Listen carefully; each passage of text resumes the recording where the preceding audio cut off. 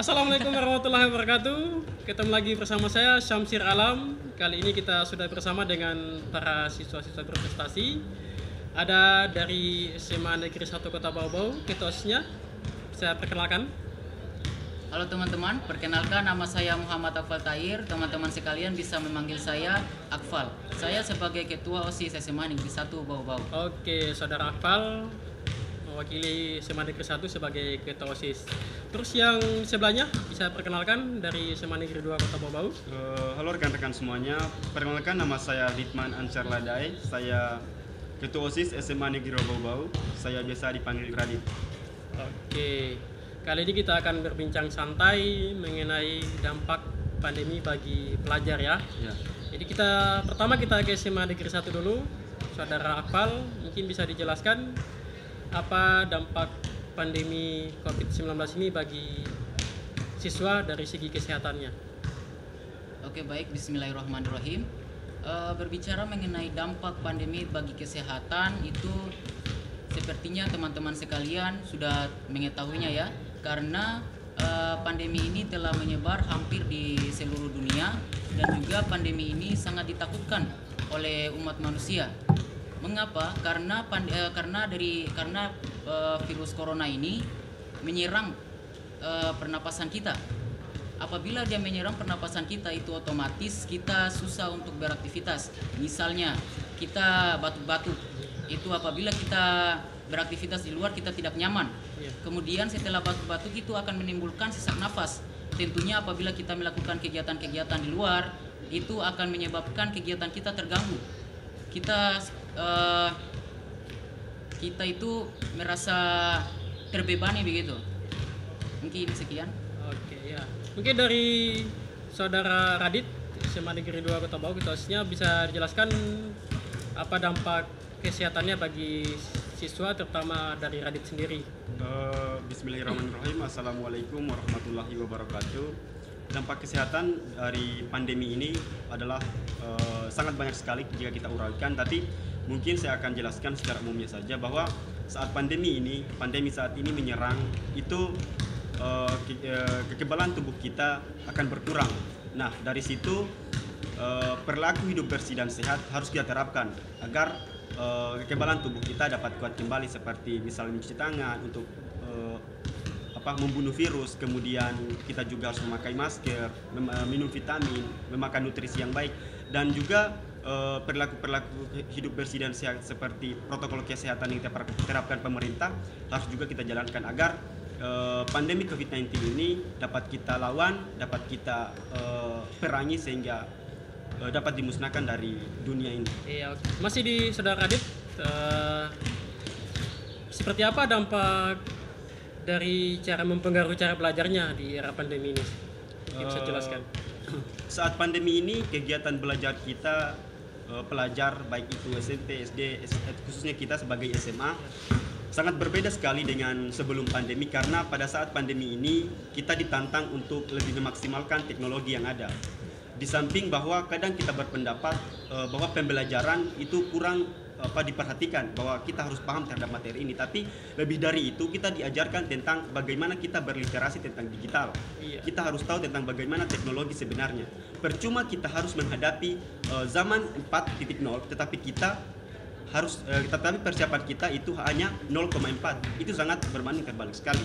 Untuk itu maka di sini kita diajar untuk memaksimalkan teknologi, kemudian ragam aplikasi, kemudian pengenalan fitur-fitur teknologi yang harus kita pakai juga itu disesuaikan oleh guru-guru kita. Artinya bahwa guru-guru sendiri di adanya pandemi ini mereka juga tengah belajar untuk lebih memaksimalkan teknologi. Kita juga sebagai siswa seperti itu.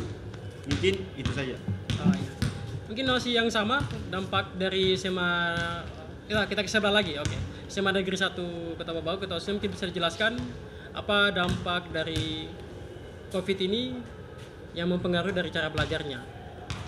Oke, dampak dari adanya pandemi virus corona ini bagi sistem pembelajaran yang ada di Indonesia, seperti yang kalian ketahui bahwa pemerintah kini telah mengeluarkan suatu kebijakan bahwa proses belajar mengajar yang biasanya kita melaksanakannya di sekolah, kini kita melaksanakannya di rumah masing-masing. dengan menggunakan teknologi yang ada dan juga dilaksanakan secara daring. Pada proses pembelajaran secara daring ini memiliki banyak sekali kelemahan dan juga kelebihannya. Pasti teman-teman sekalian sudah pernah merasakannya karena itu pasti tertimpa kepada kalian juga. Mungkin itu saja. Oh, iya. Yang berikutnya tentang protokol kesehatan bagi para siswa, mungkin dari SMA Negeri 1 Ketosnya bisa dijelaskan Saudara Afgan, protokol kesehatan bagi pelajar menghadapi normal ini bagi pelajar seperti apa? Oke, baik.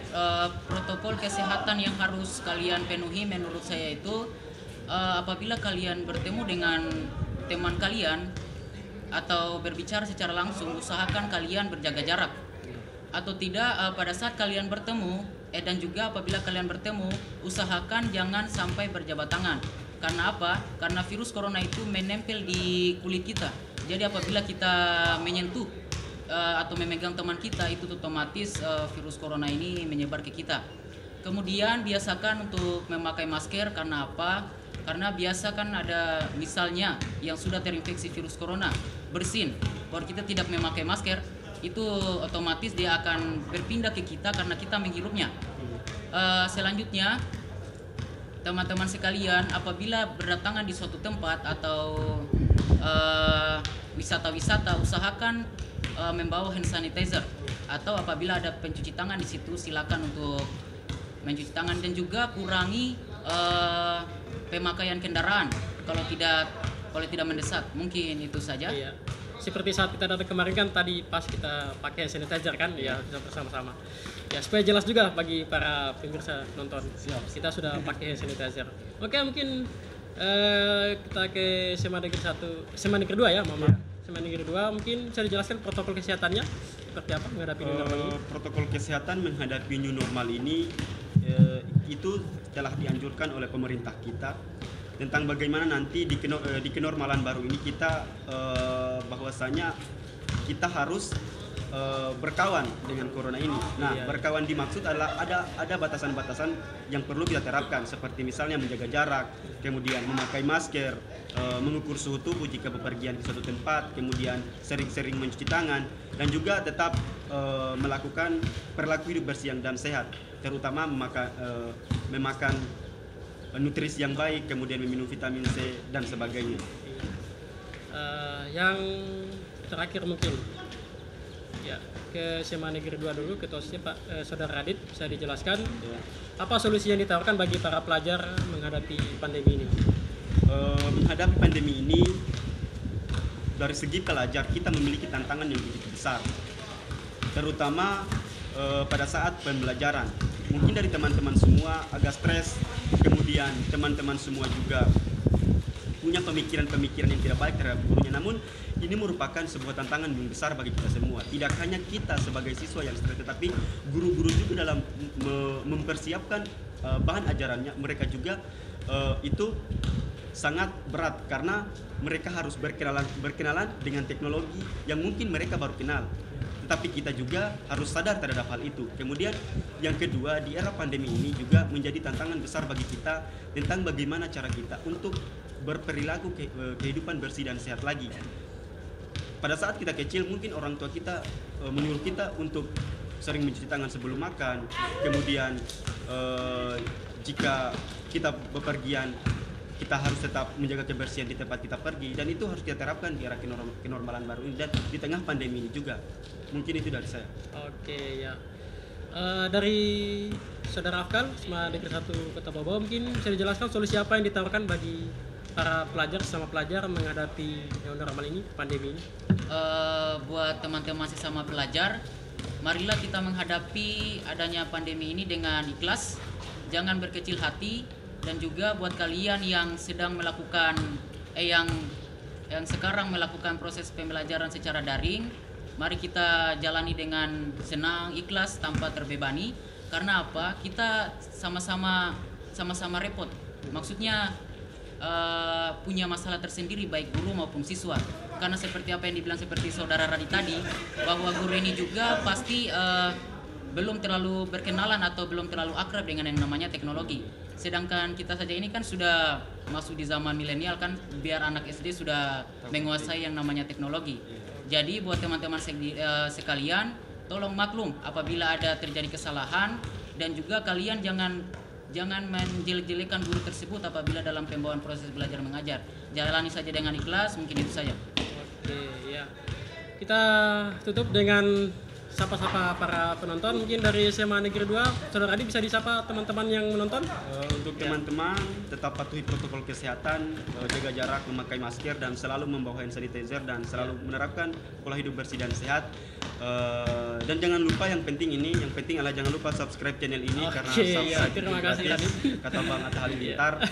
Dan juga lupa like, share, dan komen jika ada kritik ataupun saran terhadap channel ini. Ya, terima kasih Radit ya. Mungkin Saudara Afkan bisa disapa teman-temannya yang Halo menonton. teman-teman, buat yang nonton, jangan lupa klik like, comment, share, and subscribe. Dan juga buat teman-teman sekalian, ada saya punya saran. Ya. Saya harap kalian di rumah saja, patuhi protokol kesehatan, jangan berkeliaran kemana-mana tanpa ada kegiatan yang pasti.